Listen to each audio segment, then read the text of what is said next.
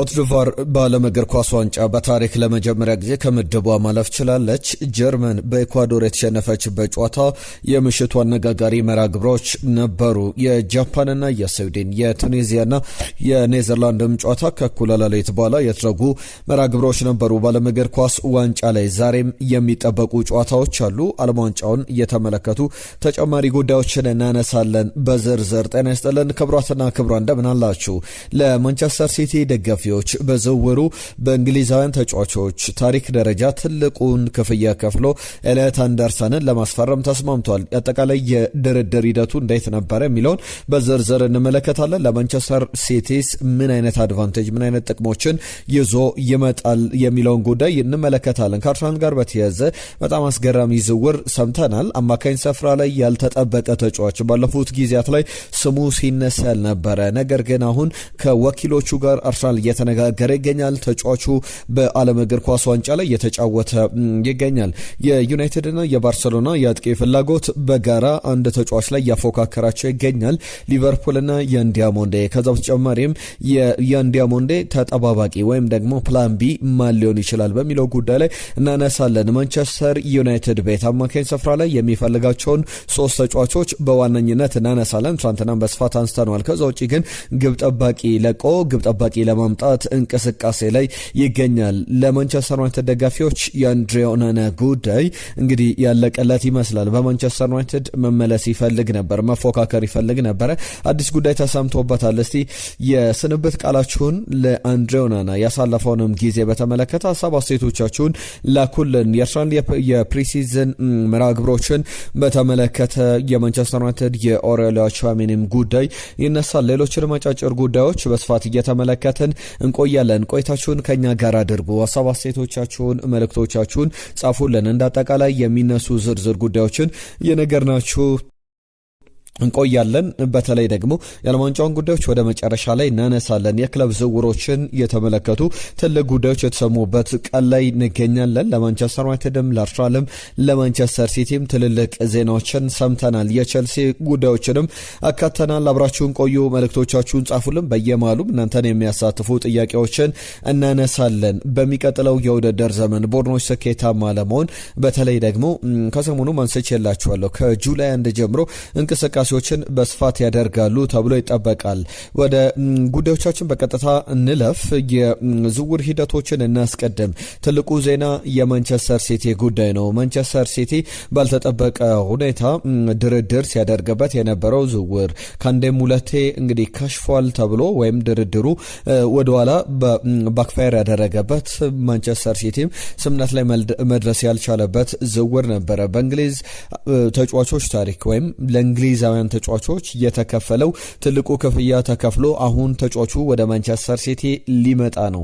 የማንቸስተር ዩናይትድም የመጀመሪያ ፍላጎት ነበር ኤሊዮት አንደርሰን። ነገር ግን ማንቸስተር ዩናይትድ የዚህ ጨረታ ውስጥ መግባት በሄዲንግ ዋር ውስጥ መግባት አልፈለገምና ድርድሩን ወደኋላ ገሸሽ አድርጎ ሌሎች አማራጮች ላይ እንደሚጠየቅበት ክፍያ ከ120 ሚሊዮን ፓውንድ ከ115 ሚሊዮን ፓውንድ በላይ መከፈል የለበትም የሚል ሀሳብ ነበረው ማንቸስተር ዩናይትድ። ለዛም ነው ኤሊዮት አንደርሰን ዝውውር ውጪ ነው። ማንቸስተር ሲቲ አሁን ለኖቲንጋም ፎረስት ያቀረበው የ116 ሚሊዮን ፓውንድ ጥያቄ ተቀባይነት አግኝቷል። አስቀድሞ 105 ሚሊዮን ፓውንድ በአዶንስ ደግሞ 15 ሚሊዮን ፓውንዶችን ለመክፈል ነበረ ሲቲ ለኖቲንጋም ፎረስት ያቀረበው። የመጀመሪያው ጥያቄ የአውሮፓ ቻምፒየንስ ሊግ ፍጻሜ በፊት የነበረ ቡዳፔስት ላይ የራት ግብዣ ነበር። በዛ የማንቸስተር ሲቲ እና የኖቲንጋም ፎረስት ባለቤቶች ተገናኝተው ንግግር አድርገው ነበረ። በወቅቱ 100 ሚሊዮን ፓውንድ ማንቸስተር ሲቲ አቅርበው ውድቅ መደረጉን ስናነሳላችሁ ነበረ። ሁለተኛው ጥያቄ ደግሞ የቀረበው 105 ሚሊዮን ፓውንድ ነበረ። ምክንያቱም ከኤሊዮት አንደርሰን ለዴክላን ራይስ ከተከፈለው ክፍያ የበለጠ መከፈል አለበት በዚህ ወቅት ላይ የሚል እምነት ነበረው ኖቲንጋም ፎረስት። አሁን ለተጫዋቹ 105 ሚሊዮን ፓውንድ ቀርቦ ከዛ በኋላ 16 ሚሊዮን ፓውንድ ደግሞ በአዶንስ ነበረ የቀረበው። አሁን ማንቸስተር ሲቲ ከዚህ በፊት ለጃክ ግሪሊሽ 100 ሚሊዮን ፓውንድ ከአስቶን ቪላ ወደ ማንቸስተር ሲቲ ሲዘዋወር የተከፈለበት ክፍያ እንደነበር ይታወቃል። በእርግጥ እዚሁ ላይ የጃክ ግሪሊሽን ጉዳይ እናንሳና በኤቨርተን ይቆይ ወደ ማንቸስተር ሲቲ መለስ ገና ጉዳት ላይ ያለ ተጫዋች ነውና የለየለት አይደለም። የሁለቱ ክለቦች ድርድር መጀመሪያ ዝውውሩ የውሰት ውሉ ሲጠናቀቅ 50 ሚሊዮን ፓውንድ ድረስ በቋሚነት ኤቨርተን ለማስፈረም ነበር። ነገር ግን ኤቨርተን ያንን ደፍሮ ይከፍላል ወይ በተለይ 30 ዓመት ላለፈው ተጫዋች 50 ሚሊዮን ፓውንድ ከፍሎ ያስፈርመዋል የሚለው በጣም ትልቅ ጥያቄ ሊሆን ይችላል። በዳቪድ ሞይስ ቡድን ውስጥ በጣም ጥሩ ሲንቀሳቀስ ነበር። ለሁሉም የኤሊዮት አንደርሰን ዝውውር በተለይ መውጫ መንገድ ለአንዳንድ ተጫዋቾች ሊከፍት ይችላል። ከነዚህ ተጫዋቾች መካከል አንደኛው ደግሞ ሮድሪ ነው። በትክክል በሮድሪ ቦታ ላይ የሚጫወት እንዴት አድርጎ አሰልጣኝ ኤንዞ ማሬስካ ይጠቀምባቸዋል የሚለው ጉዳይ የሚጠበቅ ነው። 1 ዓመት ቀሪ ኮንትራት አለው።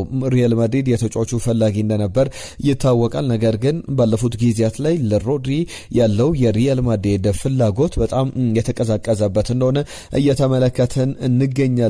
የብሪቲሽ ተጫዋቾችን ክብረ ወሰን በሰበረ መንገድ ማንቸስተር ሲቲ እንግዲህ ኤሊዮት አንደርሰንን ለማስፈረም የተስማማበትን ዝውውር ተመልክተናል። ምን አይነት ቆይታ ይኖረዋል ብላችሁ ተጠብቃላችሁ? በተለይ ደግሞ የማንቸስተር ሲቲን የፕሪሚየር ሊግ ተፎካካሪነት በደንብ ይመልሳል፣ ባለፈው ዓመት የነበረው መዳከሞች ያስቀራል ብላችሁ ታስባላችሁ? እስቲ የማንቸስተር ሲቲ ደጋፊዎች እንያችሁ ይህን ዝውውር እንዴት ተመለከታችሁት? ሀሳብ አስተያየቶቻችሁን ላኩልን። ከአርሰናል ጋር በተያያዘ አንድ የተጠናቀቀ ጉዳይ ላንሳላችሁ። በፒየር ኤንካፒዬ ጉዳይ ላይ ብዙ ሀሳቦች ሲሰነዘሩ ነበር። ኤንካፒዬ በአርሰናል ቤት ያሳለፈውን የውድድር ዘመን ተመልክተናል። በተለይ በእንግሊዝ ፕሪሚየር ሊግ 38 ሳምንታት ውስጥ 20 ጨዋታዎች አከናውኗል። እንደ አጠቃላይ ደግሞ በፒየር ኤንካፒዬ ጉዞ ላይ አርሰናል ዲፌንሲቭሊ በጣም ሶሊድ በነበረበት የውድድር ዘመን አጠቃላይ 27 ግቦችን ያስተናገደበት የውድድር ዘመን ነበርና 27 ግቦች ብቻ ሲቆጠሩበት አርሰናል ፒየር ኤንካፒዬ በጣም ቁልፍ ሚና ከነበራቸው ተጫዋቾች መካከል አንዱ ነው። በመጀመሪያው ዓመት በሁሉም ውድድሮች ለአርሰናል በፕሪሚየር ሊግ፣ በቻምፒየንስ ሊግ፣ በሌሎችም የካፕ ውድድሮች የጥሎ ማለፍ ጨዋታዎች ላይ 39 መርሃ ግብሮችን አከናውኗል።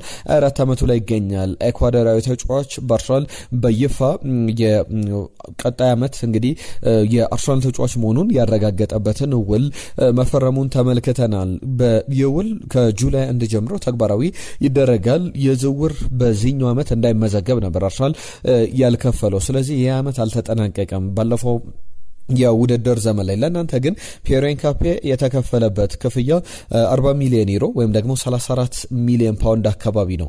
40 ሚሊዮን ዩሮ ለፒየር ኤንካፒዬ አሁን ካለው የገበያ ሁኔታ አንጻር ለምሳሌ ቼልሲ ለማርኮ ፓሌስትራ የከፈለው ክፍያ ይታወቃል። 55 ሚሊዮን ዩሮ አካባቢ ነው።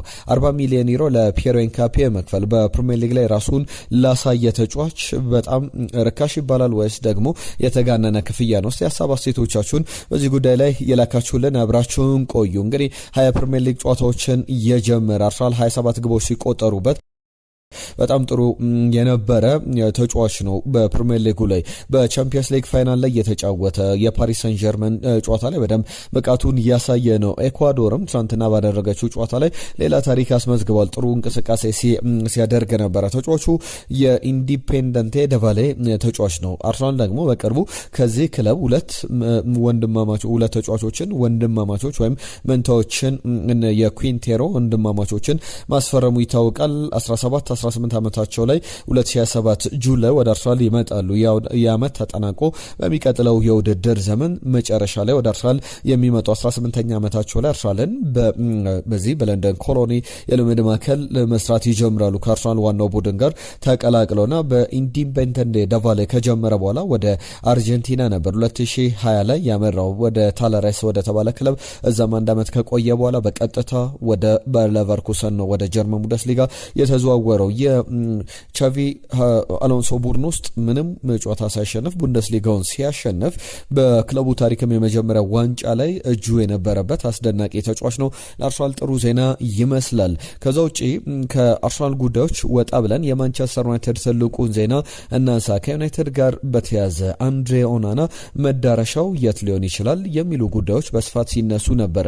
ለማንቸስተር ዩናይትድ የአንድሬ ኦናና ጉዳይ ብዙ የሚያሳስብ ነበረ። ምክንያቱም ደግሞ ተጫዋቹ መመለስ ፈልጋለሁ ብሎ ነበር። ምክንያት ተብሎ የሚቀመጠው አንደኛው የማንቸስተር ዩናይትድ ወደ አውሮፓ ቻምፒየንስ ሊግ መመለሱን ተከትሎ አምና ከተጫዋቾች ደሞዝ ከግማሾቹ ከ25 ከ30 በመቶ ደሞዛቸው ተቀንሶ ነበር። ያ ደሞዝ ዳግም ወደ ነበረበት ደረጃ ይመለሳል። ስለዚህ በትራብዘንስፖር ከሚያገኘው ገንዘብ የተሻለ ገንዘብ ስለሚያገኝ በማንቸስተር ዩናይትድ በተጠባባቂ ወንበር ቢቀመጥ ምንም አይነት ክፋት የለውም የሚል እምነት ነበረውና አንድሬ ኦናና በትራብዘንስፖር አይቆይም የሚሉ ሀሳቦች ነበሩ። መጨረሻም ግን አሁን ምሽት ላይ የተመለከትናቸው መረጃዎች እንደሚያሳዩ አሁንም በተጨማሪነት አዳዲስ ጉዳዮችን እየተመለከትንበት ያለ ዜና ነው። ማንቸስተር ዩናይትድ ስምምነት ላይ ደርሷል ከትራብዘንስፖር ጋር።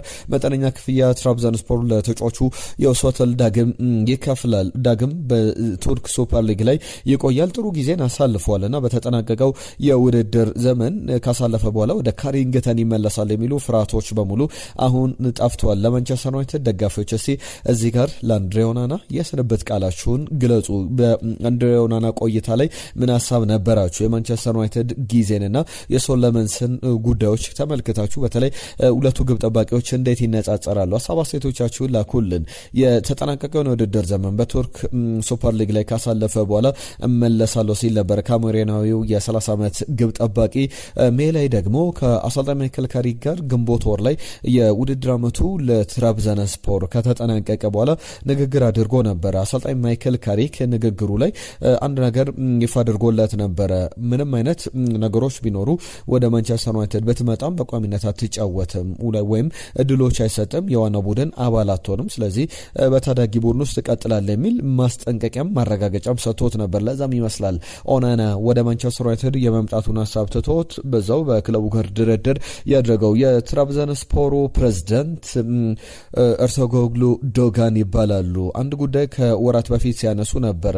አሁን ፋይናንሻሊ የአንድሬ ኦናናን ዲማንድ ፍላጎት ለማሟላት እንችላለን፣ በክለባችን ይቆያል ብዬ አስባለሁ የሚል ሀሳባቸውን ሲሰነዝሩ እንደነበረ እናስታውሳለን። በቀጣይም የሚነሱ ዝርዝር ጉዳዮች ይኖራሉ። የማርኮ ፓሌስትራ ጉዳይ ከሞላ ጎደል ዝውውሩ ተጠናቋል።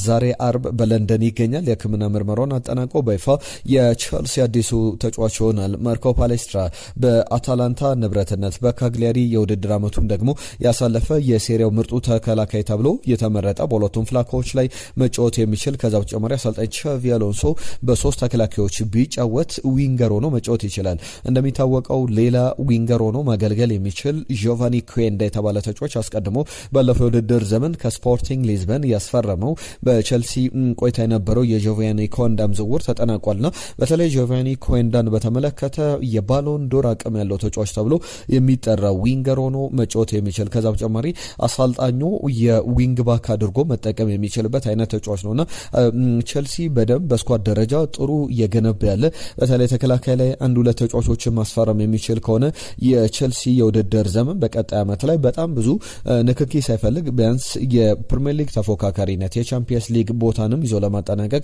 ሰፊ ድሎች ይኖሩታል። ዛሬ ሕክምና ምርመራውን ያጠናቅቃል ተብሎ ይጠበቃል። የኒኮፓዝ ጉዳይ አርሰናል፣ ቼልሲ፣ ኢንተር ሚላን የፕሪሚየር ሊግ ክለቦች ፍላጎቶች እንዳሏቸው ይታወቃል።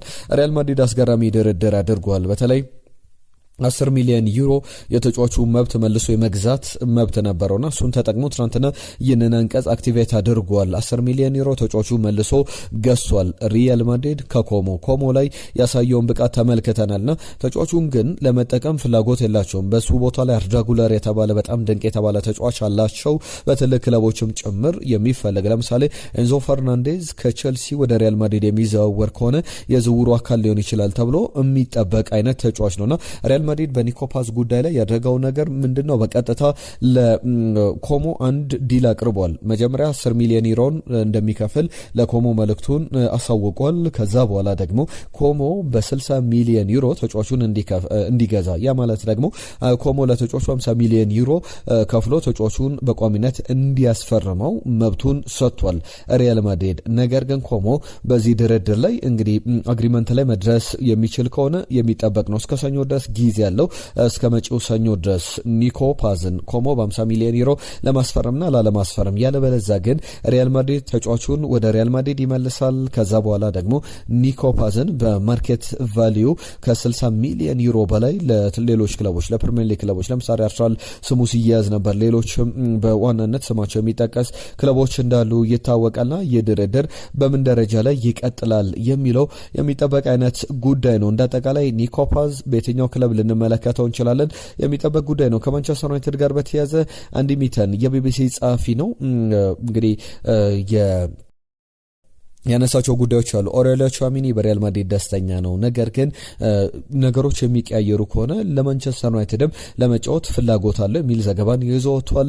የማቴዎስ ፈርናንዴዝ ጉዳይ ላይ ደግሞ አዲስ በወጣው ጉዳይ በተመሳሳይ አንዲ ሚተን ያነሳው ጉዳይ አለ። በተለይ ደግሞ የማቴዎስ ፈርናንዴዝን ድርድር ቶትናም እየመራ ይገኛል። ተጫዋቹ ለማንቸስተር ዩናይትድ መጫወት ይፈልጋል፣ ነገር ግን ወደ ማንቸስተር ዩናይትድ ዝውውሩ የማይሳካለት ከሆነ በዌስትሃም አይቆይም። በቀጥታ በቀጣይ ቀናት ቶትናም ሆትስፐር አዲሱ ተጫዋች ሆኖ ልንመለከተው እንችላለን የሚሉ ዘገባዎች አሉ። ከሊቨርፑል ጋር በተያያዘ የኢያን ዲያሞንዴ ጉዳይ በስፋት እየተነሳ ያለ ሌላ ዘገባ ነው። በተለይ ደግሞ ሊቨርፑልን በተመለከተ ኢያን ዲያሞንዴ በጣም ትልቅ ኳሊቲ እንዳለው ትናንትና ለምሳሌ በዓለም እግር ኳስ ዋንጫ ላይ አሲስት አድርጎ ተመልክተናል። ጥሩ ኳሊቲዎች አሉት። የሱ ዝውውር ግን ከጊዜ ወደ ጊዜ ፈላጊዎቹ ክለቦች ባይበዙም የሌብዚሽ ተደራዳሪነት የሚጠይቅበት ክፍያ ማስቀድሞ ሊቨርፑል 87 ሚሊዮን ፓውንድ ወይም 100 ሚሊዮን ዩሮ አቅርቦ ነበረ። እስከ 120 ሚሊዮን ዩሮ ድረስ ክለቡ ይፈልጋል። ከዛ በላይ መግፋት አልፈለገምና በሱ ቦታ ላይ የብራይተኑን ተጫዋች የንኮባ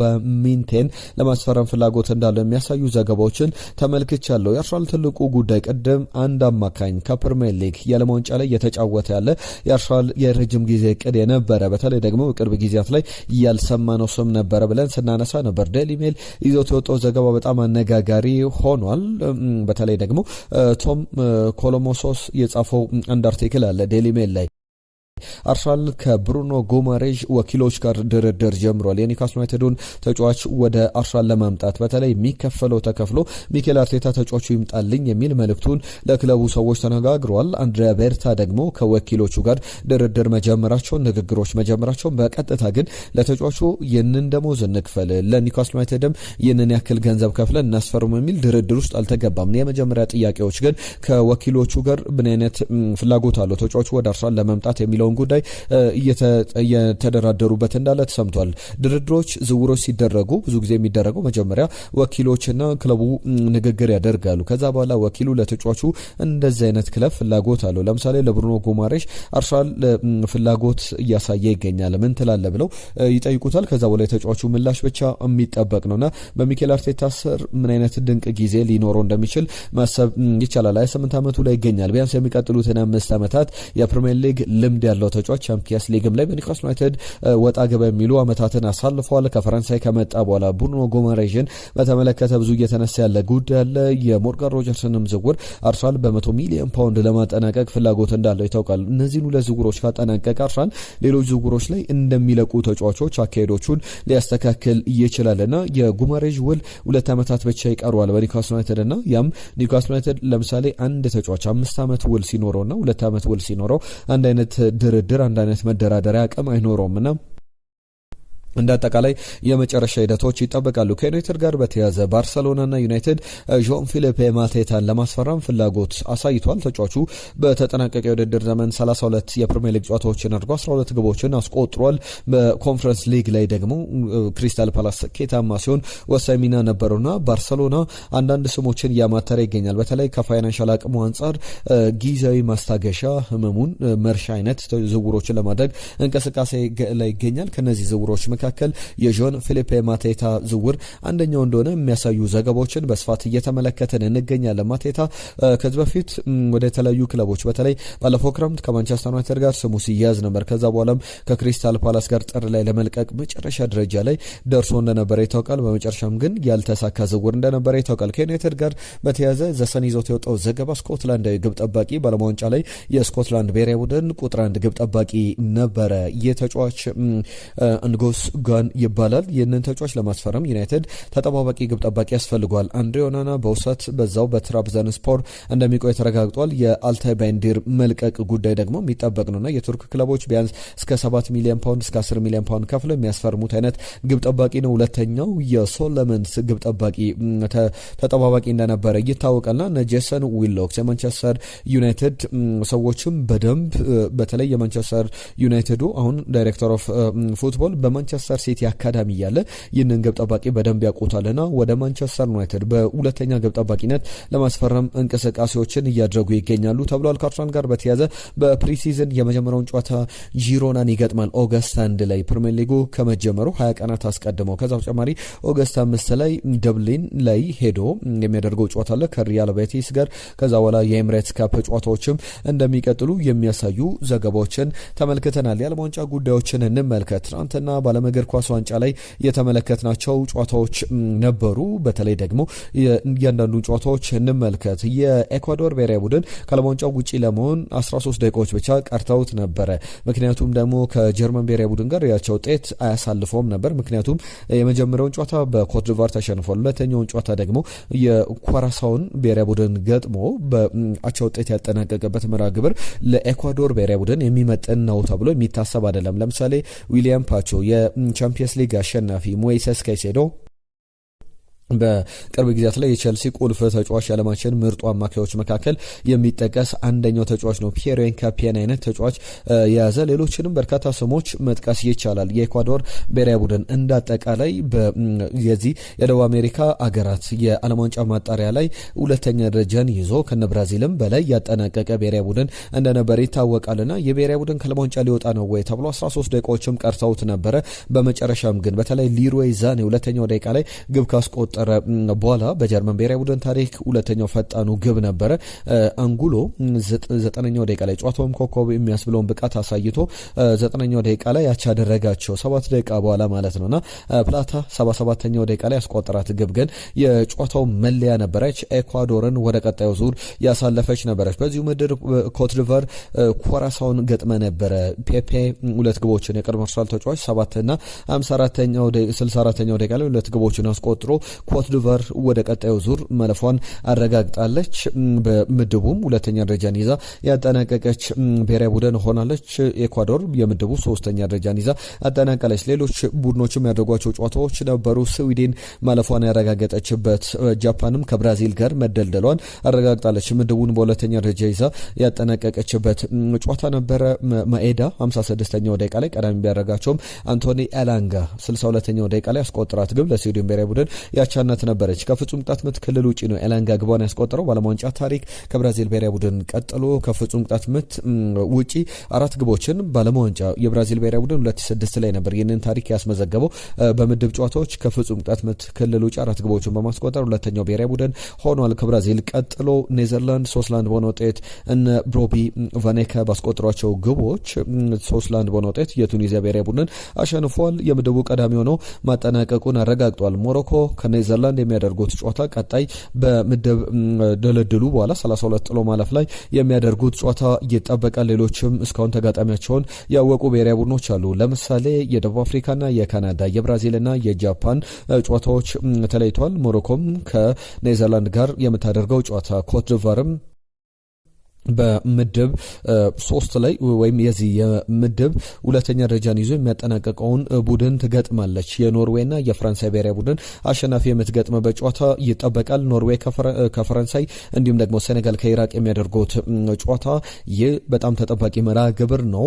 የኖርዌይና የፈረንሳይ ምድቡ ቀዳሚ ሆኖ ለማጠናቀቅ እንዲሁም ከዚህ ከኮትዲቯር ብሔራዊ ቡድን ጋር ማን ይጋጠማል የሚለው በቀጣይ የሚጠበቅ ጉዳይ ነው። ትናንትና የእናንተ መልእክቶች በርከታ ብለው መጥተውልናል። ሙሳ አሌክዛንድራ የጻፈልን መልእክት አለ። ከኳታር ሙቀቱ ቢከፋንም እናንተን እየሰማን ዘና እንላለን፣ በርቱ፣ ምርጥ አቀራረብ ነው ብሎናል። ከልብ እናመሰግናለን። አሸናፊ ከደቡብ አፍሪካ ቪኒ ጁኒየር በብራዚል መለያ ጥሩ እየተንቀሳቀሰ ይገኛል። ማቲያስ ኩኛ ብቃቱ ሳይረሳ ብሎናል። በዓለም ዋንጫ እጅግ ደካማ ብሔራዊ ቡድኖች ኩራሳኦ፣ ሃይቲ፣ ኡዝቤኪስታን፣ ቱኒዚያ ይመስሉኛል። ሮላንዲኖ ወደ እግር ኳሱ መመለስ አሳዛኝ ጉዞ ነው። በዚህም እድሜው ተንታኝ አሊያም አሰልጣኝ መሆን እንጂ ተጫዋች ሆኖ መቅረት የማይታሰብ ነው። ከባድ ውሳኔ ይመስለኛል። ማንቸስተር ዩናይትድ ከፍተኛ ገንዘብ አውጥቶ ተጫዋች ማስፈረም አቁሟል። የዝውውር ሕጉን ቀይሯል። መልካም ቀን ብለናል። ለዚህ ማሳያ ደግሞ የኤሊያት አንደርሰን ጉዳይ ነው። ወገና ያለ ከልብ እናመሰግናለን ስለ ጻፍክልን መልእክት። ሽመልስ ከኳታር ዷ ቤቶች እንዴት ከረማችሁ? የዓለም ዋንጫ እጅግ እያጓጓ አሁንም በጣም ጣሙን እየመለሰ እያመጣ ይገኛል። እየተዝናናንበትም ነው። ሮላንዲኖን ማየት ብቻ ደስታን ይሰጣል። መመለሱ መልካም ነው። እንደተባለው ለወጣት ታዳጊዎች ጥሩ ተነሳሽነት ይፈጥራል። እሱን ሜዳ ላይ ማየት ብቻ በቂ ነው ብሎናል ሽመልስ ከኳታር ዷ። ሁላችሁንም ትናንትና ስለጻፋችሁልን መልእክት ከልብ እናመሰግናለን። ዛሬም ያነሳናቸው ጉዳዮች አሉ። በርከት ያሉ ሀሳቦችን አንስተናል። ለሰጣችሁን ጊዜ፣ ለሀሳብ፣ ለአስተያየት፣ ለመልእክቶቻችሁ በሙሉ እናመሰግናለን። የዛሬን እዚህ ላይ ያጠናቀቅን። ጤና ይስጥልን።